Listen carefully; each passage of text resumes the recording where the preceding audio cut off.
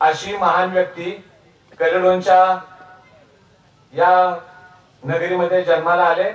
याच नगरीमध्ये प्रचंड काम केलं आणि काम करत करत लोकांची सेवा करत याच मातीमध्ये देह सोडला। खरोखर सामान्य कुटुंबातून सामान्य परिस्थितीतून असामान्य असं नेतृत्व उभं राहिलं। खऱ्या अर्थाने नेतृत्वाची त्यांच्याबद्दलची व्याख्या फार वेगळी आहे। म्हणजे ते स्वतः अतिशय अमोघ वक्तृत्वाचे होते, त्याला कर्तृत्वाची जोड होती आणि म्हणून नेतृत्वाची माळ त्यांच्या काळामध्ये आपोआप पडत होती। नेतृत्व त्यांनी कधी हुकूमत गाजवण्यासाठी कधीच केलं नाही। मला वाटतं जेवढे जेवढे त्यांच्या संपर्कात आले त्यांना सगळ्यांना माहित असेल, त्यांनी कधी हुकूमत दाखवली नाही नेतृत्व आहे म्हणून। नेतृत्वाचा अर्थ त्यांनी सांगितला की जबाबदारीचा स्वीकार करायचा, लोकांना बरोबर मार्गदर्शन करायचं आणि लोकांच्या कल्याणासाठी काम करत राहायचं, याचा अर्थ नेतृत्व। समाजवादी राष्ट्रीय सेवा दलामध्ये काम करणारे हाडाचे कार्यकर्ते त्या काळातले विशेष करून उल्लेख करावा लागेल। या तालुक्याचे माजी आमदार कैलासवासी केशवरावजी पाटील, ते त्यांचे अत्यंत जवळचे सहकारी, राष्ट्रीय सेवा दलापासून एकत्र काम ज्यांनी केलं, अशा दोघांची मैत्री आज त्यांचे साक्षीदार आणि वारसदार म्हणून इथे माननीय प्रभाकरजी गाडगे साहेब इथे उपस्थित आहेत। अशी अतूट मैत्री सुद्धा कशी असावी त्याचं ते एक उदाहरण आहे बरं। तात्या म्हणजे एक माणूस आणि आपला माणूस। मी आपला माणूस हा शब्द वापरतोय बघा। माणसानं माणसाशी माणसासारखं जगावं, वागावं आणि इतरांना मदत करावी। इतरांना मदत करणं म्हणजे सगळं आलं त्याच्यामध्ये। फार मोठमोठ्या पदावर तात्या गेलेत, बऱ्याच लोकांना माहित नाही, पण मी इथे उल्लेख करेन समाजाचा, कारण नाभिक समाजाचे बरेच कार्यकर्ते अखंड महाराष्ट्रामधून इथे आज उपस्थित आहेत। म्हणजे आज विचार करायला गेलं तर 3-3, 4-4 घरं असणारं एखादं गाव त्या समाजाचं, अशा समाजाच्या संघटनासाठी काम करणं किती कठीण आहे बरं। पण संबंध महाराष्ट्र त्यांनी पिंजून काढला। किंबहुना तात्यांचं जीवन इतकं साधं होतं, सातारा कलिडोन गाडीने तात्या यायचे इथे, संध्याकाळी उतरायचे आणि सकाळी कलिडोन सातारानं गेलेले असायचे प्रवासाला। असा अखंडपणे बसने प्रवास केला, सगळा खर्च स्वतःच्या खिशातून घातला, पण समाजासाठी फार मोठं काम त्यांनी केलं।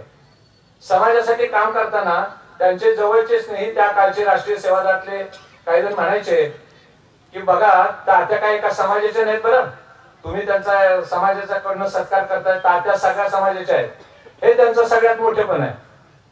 ते एका समाजाचे नव्हते, ते सगळ्या समाजाचं प्रतिनिधित्व करत होते. इथं या शैक्षणिक संकुलामध्ये तात्यांच्या पूर्णाकृती पुतळ्याच्या निमित्तानं इथं उभं केलं.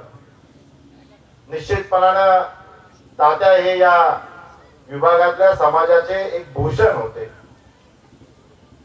तात्यांच्या बरोबर काम करण्याची संधी माझ्यासारख्या कार्यकर्त्याला त्यांच्या उत्तरार्धात मिळाली. पण नेहमीच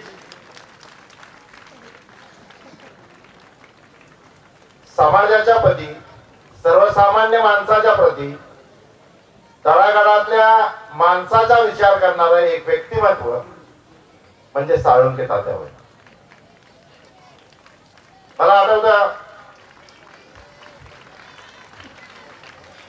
1949-60 पर्यंत या विभागामध्ये कोणतीही शैक्षणिक सुविधा नव्हती. खरं तर शिंदे साहेब हा विभाग हा कायम दुष्काळी तालुका म्हणून ओळखला जाणारा विभाग. खटाव मान तालुका हा कायम दुष्काळी आहे आणि या दुष्काळी भागातला अतिदुष्काळ ज्या भागात असतो तो कलेडोळ आणि परिसर आहे. त्याचं कारण मी हे सांगितलं की खटाव आणि मान या दुष्काळी तालुक्याच्या हा दुष्काळ घालवण्यासाठी जे काही प्रयत्न झाले त्यातल्या काही भागामध्ये उरमोडीचं पाणी आलं, काही भागामध्ये तारळीचं पाणी आलं, काही भागामध्ये जेकतापूरचं पाणी येऊ घातलं. परंतु हा जो खटाव तालुक्याचा पूर्व भाग आहे हा अतिदुष्काळी आहे आणि या भागामध्ये कोणतंच पाणी आजपर्यंत आलेलं नाही ही वस्तुस्थिती आहे. तेव्हा अशा या दुष्काळी भागामध्ये, ग्रामीण भागामध्ये जर समाजाला उन्नती करायची असेल तर शैक्षणिक सुविधा ही अतिशय महत्वाची आहे आणि शिक्षणाशिवाय या भागातला उद्धार होणार नाही हे स्वर्गीय तात्यांनी ओळखलं. आणि म्हणून 1949-60 साली त्यांनी हनुमान पंचकोशी शिक्षण प्रसारक मंडळाची स्थापना केली, विद्या विकास मंदिराची स्थापना केली आणि या विभागातल्या विद्यार्थ्यांना एक शिक्षणाची सुविधा निर्माण केली. तात्यांच्यावर प्रेम करणारे, तात्यांचे अनुयायी त्याच वृत्तीचे आहेत म्हणून मी त्यांना वंदन करतो. खरं तर आज तात्यांच्या पुण्यस्मरणाच्या निमित्तानं आम्ही इथं गोळा होतोय. त्याच्या पाठीमागचं कारण काय? पुण्यस्मरण कोणाचं करतात? पुण्यात्म्याचं. पुण्यात्मा कोण? जो दुसऱ्याच्या दुःखासाठी, दुसऱ्याच्या दुःखानं दुःखी होतो आणि दुसऱ्याच्या सुखासाठी स्वतः दुःख सोसतो, तो पुण्यात्मा.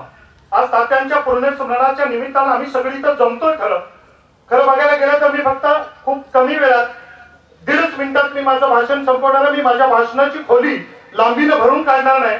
आदरणीय शिंदे साहेबांना फक्त एक विनंती करतो, साहेब राज्यामध्ये आजची जी परिस्थिती आहे, माणसं पदा आणि पैशासाठी पिसाट झाली.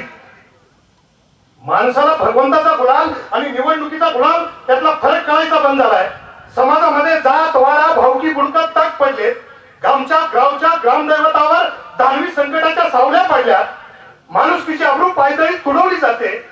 लाखो रुपये खर्च करून आम्ही मंदिरे आणि मशिदी बांधतोय, पण माणुसकीचं घरट मात्र उद्ध्वस्त होत आहे. माणुसकीचं घरट मात्र उद्ध्वस्त होत आहे. अशा पार्श्वभूमीवर तात्यांचं पुनस्मरण का करायचं?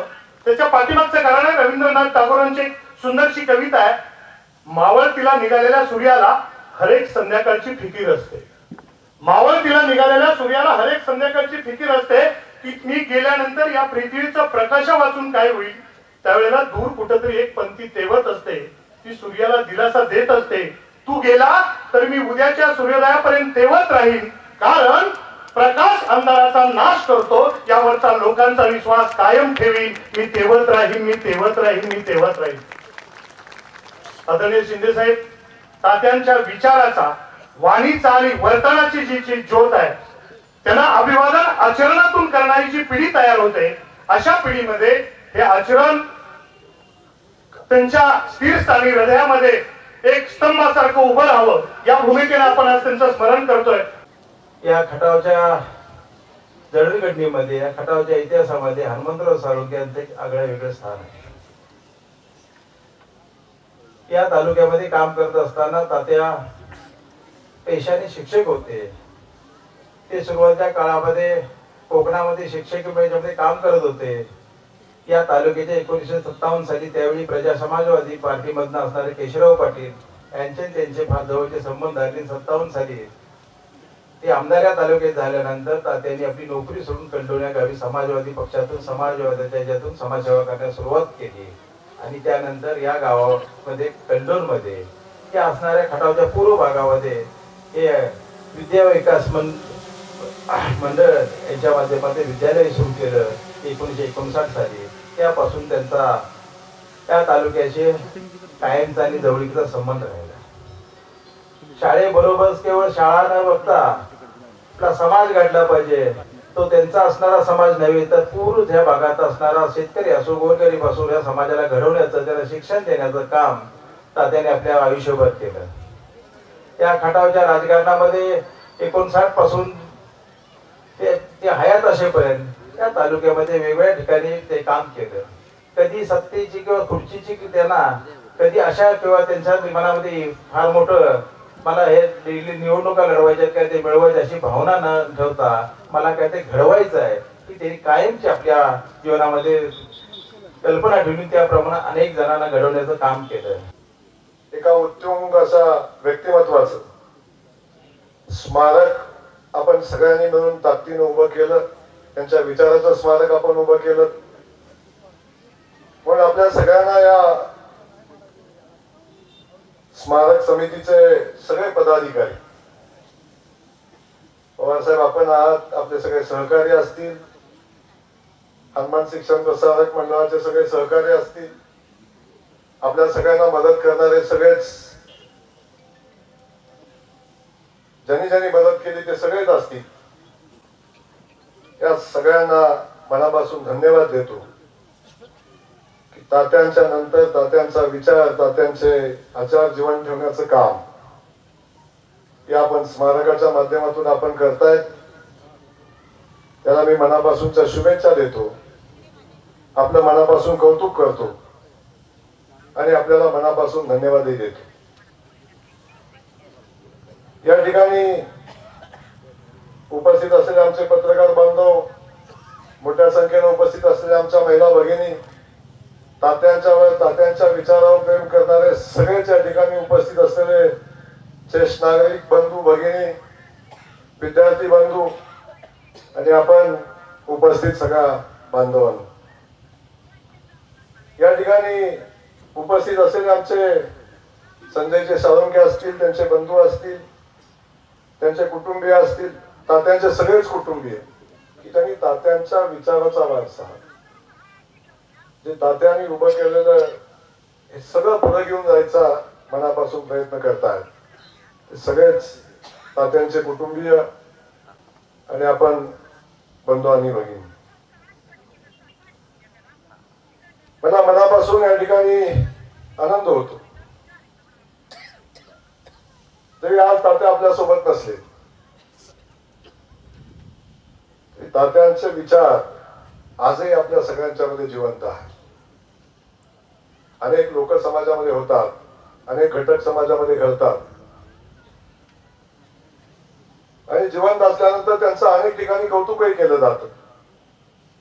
पण खऱ्या अर्थानं आपण कायम सांगत असतो की माणूस जिवंत असताना लोक किती सोबत आहेत, पदासोबत असतात, त्याच्या संस्थांच्या सोबत असतात, परंतु तो गेल्यानंतर ती लोक किती त्याच्या सोबत आहेत, त्याच्या विचाराच्या सोबत आहेत हे त्याला खऱ्या अर्थानं गेल्यानंतर समजतं. आजही आपण सगळेजण बघतो तात्यांच्या जाण्यानंतरही तात्यांचा विचार जिवंत ठेवणारे, तात्यांच्या विचाराचे सगळे सहकारी आजही या समाजामध्ये आहेत. ते मनापासून तात्यांचा विचार पुढे घेऊन जात आहेत. याचा आपल्या सगळ्यांना मनापासूनचा खरं पाहता आनंद आहे आणि मलाही त्याचा मनापासूनचा आनंद आहे. आज तात्यांच्या बाबतीत म्हणाल तर तात्यांनी समाज घडवण्याचं, समाजामध्ये सलोखा ठेवून समाजाला पुढे घेऊन जाण्याचं काम आजपर्यंत तात्यांनी आपल्या आयुष्यभर 80-85 वर्षांच्या आपल्या आयुष्यामध्ये तात्यांनी कायम केलं. तात्यांच्या कर्तृत्वाला कधी समाजाचं बंधन आलं नाही. तात्या कुठल्या समाजाचे आहेत याचा विषय कधी त्यांच्या कर्तृत्वात आला नाही. तात्यांनी एवढं मोठं कर्तृत्व केलं की सगळ्यांना त्यांचं कर्तृत्व मान्य करायला लागतं अशी परिस्थिती आहे. एक नाभिक समाजाचा एक समाज सुधारक आपल्या सगळ्या सहकार्यांना एकत्र करतो, सगळ्यांना सोबत घेऊन समाजकारण करतो, राजकारण करतो आणि लोकांच्या हिताचं काम पुढे घेऊन जायचा प्रयत्न करतो. याचे सगळेजण आपण साक्षीदार आहोत. तात्यांनी या फक्त तालुक्यापुरता नाही तर तालुक्यात नव्हे जिल्ह्यात आपल्या पश्चिम महाराष्ट्रामध्ये ताकदीनं समाज घडवण्याचं काम केलं. सगळ्या समाज घटकांना एकत्र आणून सोबत घेऊन पुढे जायचं काम तात्यांनी केलं आणि याचा खऱ्या अर्थानं आपल्या सगळ्यांना मनापासूनचा अभिमान असला पाहिजे. मला पाठीमागच्या 10 वर्षापासून तात्यांच्या सोबत काम करायचा योग आला आणि ते काम करत असताना तात्यांनी अनेकदा प्रत्येक विषयावर तात्या भरभरून बोलायचे. गावाचा विषय असेल, संस्थेचा विषय असेल, भागातल्या पाण्याचा प्रश्न असेल, भागातल्या लोकांच्या अडचणीचा विषय असेल, तात्या कायम आपल्या सगळ्या सहकार्यांना सोबत घेऊन कायम त्या कामाचा पाठपुरावा करायचा. मी कोण आहे, मी किती मोठा आहे, मी काय करतो असं नाही. छोटं मोठं काम असलं तरी सुद्धा तात्या सगळ्यांना सोबत घ्यायचे, सगळ्यांना सोबत घेऊन त्या कामाचा पाठपुरावा करणं, ते काम तडीस नेणं, एकदा हातात घेतलेलं काम पूर्णत्वाला नेणं, हे पुढाकडून शिकायचं म्हणलं तर ते तात्यांच्याकडून शिकायला लागेल. अशा पद्धतीची परिस्थिती आपल्या सगळ्यांची. महाराष्ट्रातील सर्वसामान्य तरुणांना स्वाभिमानानं कसं जगावं, कोणतंही पद नसताना महाराष्ट्रभर ज्यांनी डंका गाजवला असे स्वर्गीय हनुमंतराव तात्या यांच्या स्मारकाच्या उद्घाटनाच्या निमित्तानं व्यासपीठावरती उपस्थित असलेले महाराष्ट्रातलं एक अजातशत्रू नेतृत्व, सर्वसामान्य लोकांना केंद्रबिंदू मानून ज्यांनी अव्याहतपणे काम केलं, ते आपल्या देशाचे नेते माननीय सुशीलकुमार शिंदे साहेब, व्यासपीठावरती उपस्थित मान खटावचा बुलंद आवाज तरुण तडफदार युवा नेते माननीय आमदार जयकुमार भाऊ गोरे, ऑल इंडिया बोर्ड असोसिएशनचे अध्यक्ष आदरणीय प्रताप सेठ, सुरेंद्र बुदगे साहेब, व्यासपीठावरील सर्व मान्यवर आणि तुम्ही सर्वजण तात्यांच्या वरती प्रेम करणारे वडीलधारी मंडळी, युवक मित्र आणि माझ्या माता भगिनीनो, महाराष्ट्रामध्ये कुणाचाही बाप मरावा आणि सरकारनं त्याला 10-20 कोटी रुपये थडगं बांधण्यासाठी द्यावं अशी मागणी त्यांच्याच पुराण करावी असे अनेक उदाहरणं आपण बघितली. अनेकांचे बाप महाराष्ट्रामध्ये मेले पण त्याचं थडगं सरकारनंच बांधलं पाहिजे, 10-20 कोटी रुपये सरकारनंच दिले पाहिजेत. अशा सगळ्यांना चपराक देण्याचं काम आज आपल्या सगळ्या या गावकऱ्यांनी केलेलं आहे. मी तुम्हाला मनापासून अभिनंदन करतो, तुमचं मनापासून आभार मानतो. अलीकडच्या काळामध्ये स्वर्गीय गोपीनाथरावजी मुंडे साहेबांचं स्मारक पंकजाताईंनी 1 वर्षाच्या आत पूर्ण केलं. आदरणीय डॉक्टर पतंगराव कदम साहेबांचं स्मारक त्यांचे चिरंजीव डॉक्टर विश्वजित कदम साहेबांनी 1 वर्षाच्या आतमध्ये पूर्ण केलं. आणि आज मला वाटतंय की हनुमंतराव तात्यांचं स्मारक तुम्ही सर्व स्मारक समितीच्या वतीनं पूर्ण केलं. एक महाराष्ट्राच्या समोर आदर्श घालण्यासारखं हे काम आहे आणि निश्चितपणे महाराष्ट्रातल्या त्या पोरांनी याचा आदर्श घ्यावा की जे सरकारकडे पैसे मागतायत की 10-20 कोटी रुपये आम्हाला द्या आणि आमच्या वडिलांचं स्मारक करा. अरे मग तुम्ही कशाला जन्मलाय, तुम्ही मरा ना, तुमची काय गरज आहे. म्हणून एक आदर्शवत काम आज तुम्ही केलेलं आहे. 2000 साली मी पहिल्यांदा आदरणीय तात्यांना बघितलं. मी तेव्हा राजकारणामध्ये नव्हतो, मी कॉलेजला होतो आणि आमच्या पिंपरी गावामध्ये स्वर्गीय आरारावांच्या उपस्थितीमध्ये एक कार्यक्रम होता आणि त्या कार्यक्रमामध्ये हनुमंतराव तात्या आले होते आणि त्यांचं मी तिथलं तडफदार भाषण ऐकलं. त्यांच्याविषयीची मला माहिती नव्हती, पण मी तुम्हा सर्वांना एवढंच सांगतो की ज्या समाजामध्ये ते जन्माला आले होते, राजकारणाशी त्याचा काही संबंध नाही, कुठं निवडणुकीला उभा राहायचा प्रश्न नाही. एखाद्या गावात आरक्षणच पडलं आणि गडी लय तयारीत असला तर त्याला ग्रामपंचायतचं तिकीट मिळेल, याच्या पुढे त्याला काही तिकीट मिळेल अशी परिस्थिती नाही. अशा गावातला माणूस एक महाराष्ट्रातल्या सर्व बहुजनांच्या तरुणांना एक स्वाभिमान देतो.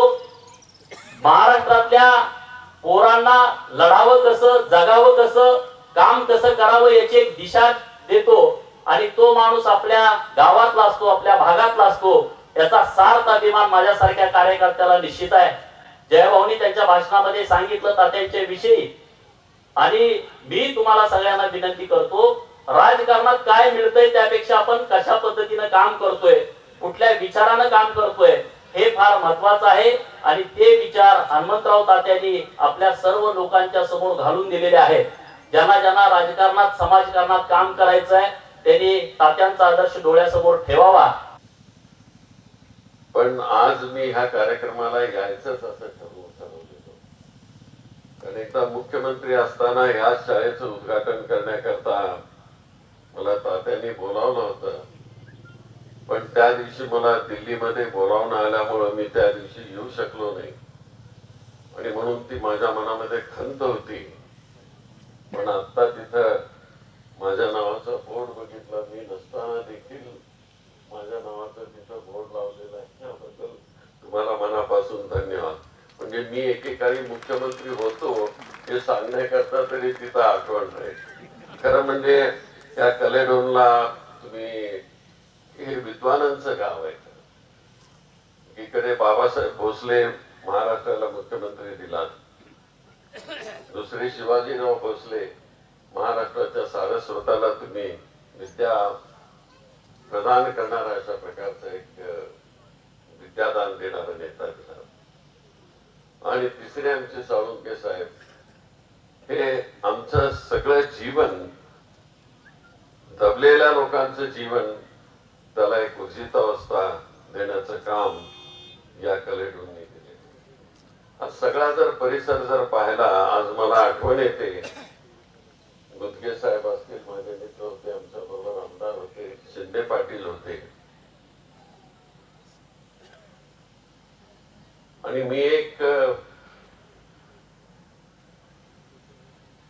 तुम्हाला गुरेजी सांगू इच्छितो की मी एक भाषण केलेलं होतं सह्याद्रीमध्ये. आपले जुने लोक असतील, यशवंतरावजीच्या समोर ते भाषण केलेलं होतं. आणि थोडस जरा विरोधी सूर होता, कुणी बोलण्याची ताकद नव्हती, परंतु सत्य परिस्थिती मांडणं हे माझं कर्तव्य होतं म्हणून मी त्यावेळेस मांडलेलं होतं.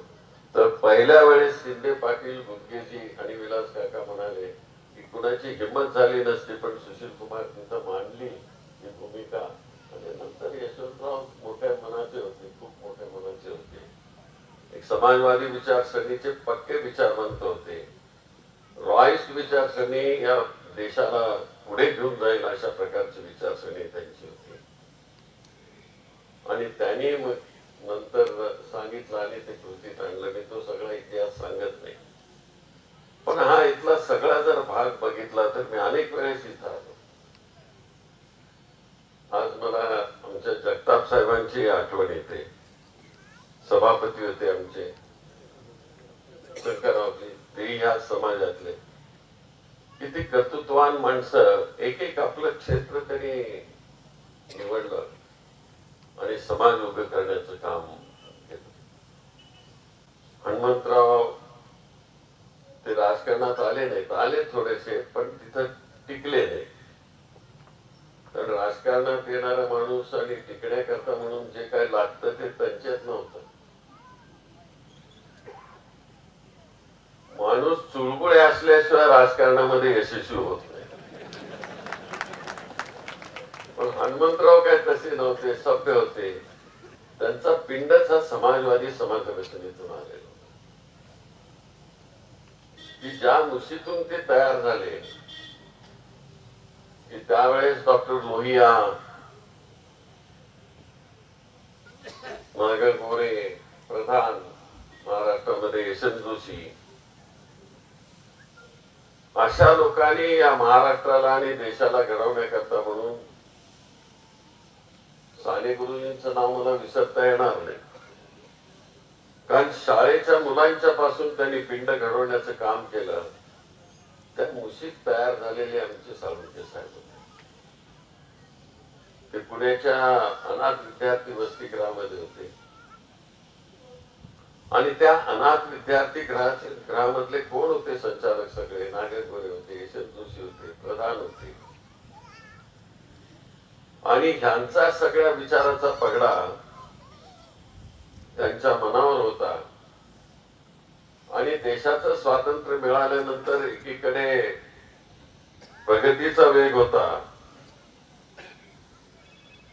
औद्योगिक क्रांतीचा वेग होता, तर दुसरीकडे संतपणानं शिक्षणाच्या क्षेत्रामध्ये काम करणारी एक प्रवृत्ती होती. कर्मवीर अण्णा काम करत शिकवा अशा प्रकारची त्यांनी भूमिका घेतली आणि महाराष्ट्रामधला एक नवीन समाज उभा केला.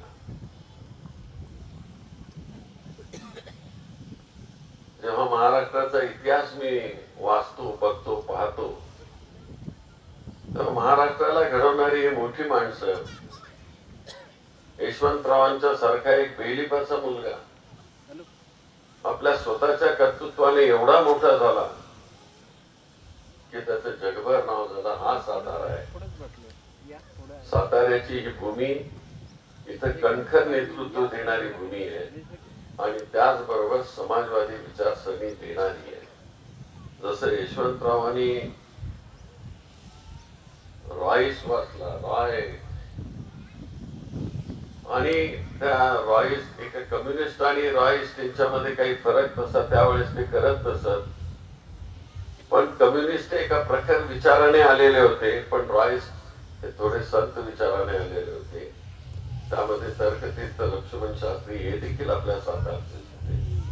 ही सगळी मंडळी कुलकर्णी होते सातारचे, आणि ही सगळी मंडळी एकीकडे रॉईस विचारसरणीची होती, तर दुसरीकडे एक आणखी असा एक नवीन वर्ग येत होता की समाजवादी विचारसरणी. समतावादी समाज या देशामध्ये उभा करायचा, आणि म्हणून इथं केशवराव शिंदे पाटील आणि हनुमंतराव ही जोडी उभी राहिली आणि शेवटपर्यंत एकत्रित राहिले. केशवरावांच्या पाठीमागे ते सातत्याने उभे राहिले हनुमंतराव, आणि म्हणून त्यांना राजकारण करता आलं. असे सहकार्य मिळणं देखील कठीण. मगाशी कुणीतरी म्हणाल की आपल्या बरोबर कोण कार्यकर्ते बरोबर घेऊन जात नाही, घाबरतात म्हणून. तर असंच होतं बऱ्याच वेळेस की बरोबर घेऊन गेलेले कार्यकर्ते दुसरं काहीतरी सांगतात आणि तेच पुढे जातात. पण सभ्यतेने राजकारण करणारा, प्रिन्सिपलचं राजकारण करणारा, आणि या देशाला कशा प्रकारची आपल्याला आज नवीन जरुरी आहे त्याची भूमिका मांडणारा बाजूला. आज खरं म्हणजे या व्यासपीठावर अण्णांच्या पुतळ्याच्या उद्घाटनाच्या म्हणून निमित्तानं यायला मिळालं. समारंभ छोटासा होता तसा जर बघितलं गेलं, पण विचार ज्याप्रमाणे इथं मांडले गेले, मला वाटलं नव्हतं जयकुमार एवढ्या जोरात बोलतील. पण त्यांनी जो विचार मांडला हा अतिशय महत्वाचा आहे. ठीक आहे, राजकारणामध्ये होते, आता निघून जातील हे राजकारणाचे विरोधाचा काळ जो आहे तो, पण ज्या विचारातून माणूस उभा राहतो त्याला फार महत्व आहे.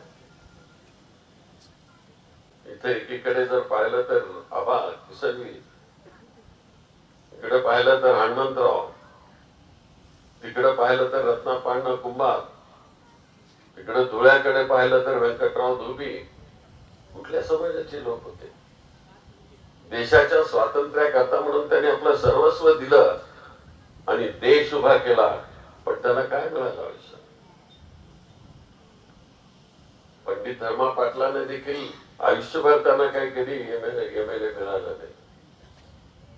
व्यंकटराव धोबी नाही मिळालं नाही. रत्नापांना तेवढं एकदा त्यांना मिळालं आणि ते राज्यमंत्री झाले. पण मी या सगळ्यांच्या बरोबर काम केलेला माणूस आहे. आज वयाची 79 वर्ष झाल्यानंतर मला हा सगळा इतिहास आठवतो.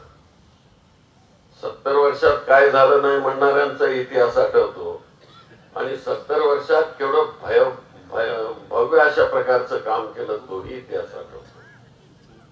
माणसं चालून घेतात 5-10 वर्षाकरता म्हणून,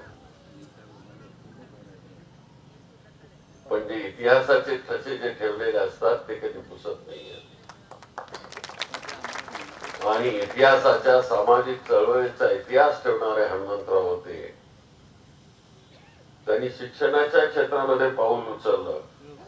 आपण म्हणाल ते बरोबर आहे की कोऑपरेटिव्ह मध्ये ते गेले नाही, साखर कारखाना काढला नाही, सूतगिरणी काढली नाही, साखर कारखाना काढला नाही,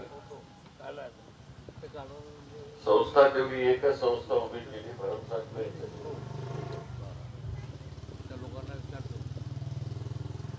पण ते जिद्दीने पुढे आले, कारण त्या संस्थेमधून ते तयार झाले.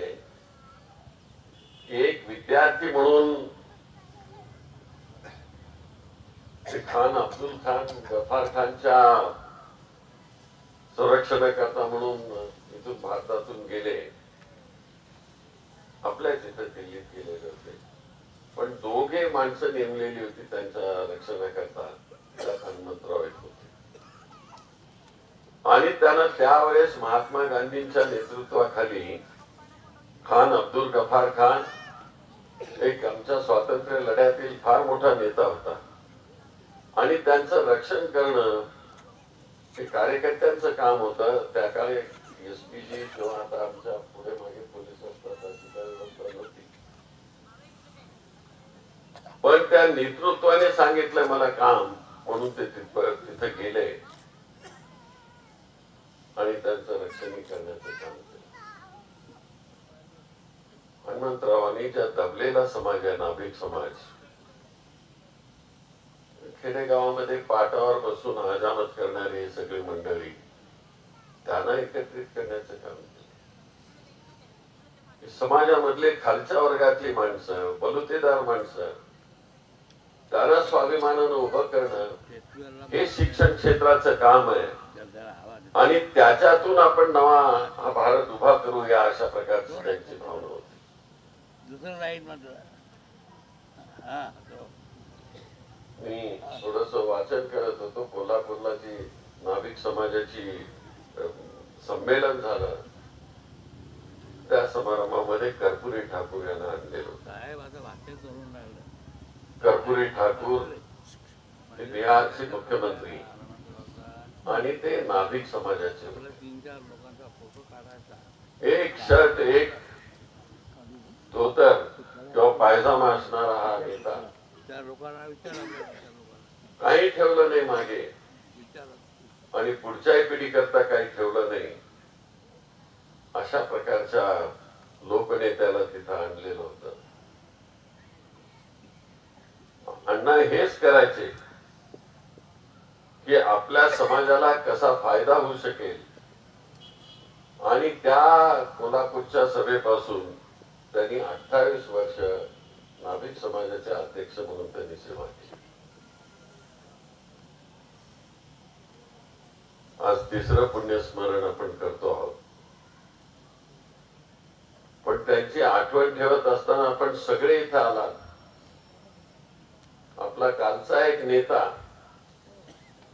त्याचे विचार घेऊन आपण पुढे जायचं आहे आणि त्याच्याकरता लढाई करायची. की जयकुमारजींनी लढाई सांगितली. मी काही कुठल्या जातीच्या धर्माच्या विरुद्ध नाही, मी सेक्युलर माणूस. आयुष्यभर मंत्रिपदाची शपथ असो किंवा आमदाराची शपथ असो, मी देवा शपथ कधी शपथ घेतली नाही. मी गंभीरतापूर्वक जातो देवाला, मनात आलं की त्या देवाला जातो, मशिदीत जातो, काय बिघडतं. आहे देव मांडतात सगळे, लोकांच्या करता जावं लागतं आम्हाला. पण आमच्या अंतःकरणातून हे जो भेदभाव निर्माण केला देवाच्या नावावर, त्यांच्याशी आमचा लढा आहे.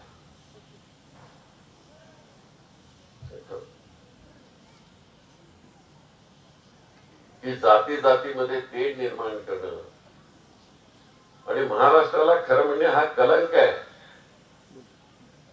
की ह्या राजकीय निवडणुकामध्ये असं कधीच घडलं नाही. पण आता जातीच्या धर्माच्या नावावर निवडणुका व्हायला लागल्या. कुठे हनुमंतरावांचा विचार, समाजवादी समाज रचनेचा विचार घेऊन त्यांनी सगळा समाज एकत्रित व्हावा आणि जातीच्या धर्माच्या पुढे जाऊन समाजकारण आणि राजकारण करावं म्हणून त्यांनी मांडलेला आहे हा यज्ञ तुम्ही तो तेवट ठेवण्याकरता म्हणून पुढे आलेला. कुठे गेला आमचा विचार? मी विचार करतो, मी पोलीस ऑफिसरची नोकरी सोडून मी त्यामुळेच इथं आलो, नाही तर आमच्या पवार साहेबांच्या सरकारनी कुठेतरी डीजी नसतो पण साधारणतः डीएसपी होऊन रिटायर झालो असतो. ते आम्ही दोघे परेड करत असताना गंमत व्हायची आमची. आता सांगत नाही तो विषय नाही म्हणून. पण माझा एक सहकारी इथं आहे, मला याचा आनंद आहे. पण आम्ही काही एका ध्येयाने राजकारणामध्ये आलो आणि जेव्हा आज परिस्थिती बघतोय की लोक धर्माच्या जातीच्या नावावर कुठे घेऊन चाललात आपण देश आणि महाराष्ट्र. यशवंतराव चव्हाणांनी बेरजेचं राजकारण केलं आणि हे बेरजेचं राजकारण करत असताना देखील त्यांनी सगळ्यात खालच्या थरातल्या जाती धर्माला त्यांनी स्थान दिलेलं. आणि म्हणूनच मी यशवंतराव चव्हाण एक बेलिफाचा मुलगा, त्याच्या कर्तृत्वाला मी नेहमी अभिवादन करतो. म्हणूनच त्यांचं नाव मी घेतलं. त्या ह्या साताऱ्यामधले सगळे आपण शूरवीर आहेत. तेवढे यशवंतराव तर आमच्या अलीकडचे आहेत, पण हा जिल्हा खरं शिवाजी महाराजांचा सर्वधर्म समभावाचा प्रभाव असणारा. पण त्या जिल्ह्यामध्ये जर अशा प्रकारची जर वृत्ती होत असेल तर काय म्हणून आम्ही शिवाजी महाराज की जय म्हणून म्हणायचं. त्या कर्तृत्वान महापुरुषांनी आमच्या पुढे आदर्श घालून दिला.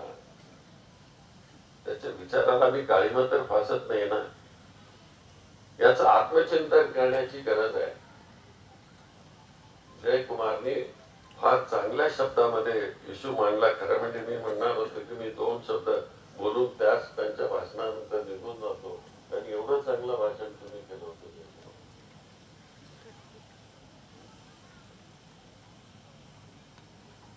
मी त्यांचं भाषण कधी ऐकलं नाही. त्यांच्या बरोबर माझी मुलगी तिथं आहे असेंब्लीमध्ये, ती ऐकत असेल आणि तुम्ही तिचं भाषण ऐकत असाल. ती माझी मुलगी ही माझ्यापेक्षा खूप अग्रेसिव्ह आहे. जे मला जमलं नाही ती करत असते, परवा नाही करत, पण ती आपल्या विचाराशी पक्की आहे. आणि म्हणून आज खरं म्हणजे आमचा हा आत्मचिंतन करण्याचा दिवस आहे. हनुमंतरावजी, तुम्ही ज्या संस्था, मी बाकीच्या संस्था कोऑपरेटिव्ह, कंझ्युमर्स, बँकाचं काही आहे त्यांचं कर्तृत्व मोठं आहे ते, पण ही शाळा आणि त्यांचा हा पुतळा, त्यांची समाधी इथं अतिशय चांगल्या तऱ्हेनं तुम्ही इथं योजना आखली. इथे येणारा विद्यार्थी हनुमंतरावांच्या विचाराने प्रेरित होणारा असणार आहे आणि त्यांचा विचार घेऊन उद्याचा महाराष्ट्र आणि उद्याचा देश कशा तऱ्हेनं उभं करावा, सर्वधर्म समभावाने उभं करावा, अशा प्रकारचा विचार घेऊन पुढे जाणारा होईल याविषयी माझ्या मनामध्ये शंका नाही. मी आपले जास्त वेळ घेणार नाही. आज ताईसाहेब इथं आल्या, मी त्यांना मी मनापासून अभिवादन करतो. त्यांच्या कुटुंबियांना अभिवादन करो. अशी बाप म्हणून अशी व्यक्ती मिळणं फार कठीण आहे.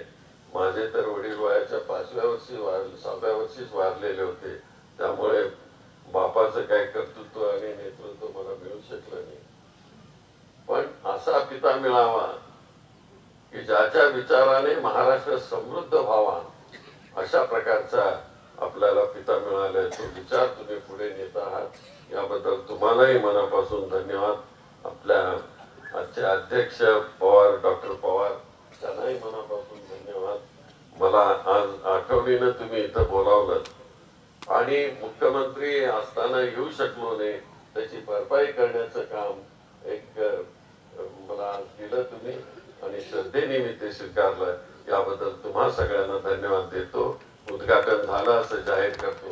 त्यांच्या प्रकाश ग्रंथाचंही प्रकाशन झालं असं जाहीर करतो आणि मी रजा घेतो. जय हिंद, जय महाराष्ट्र.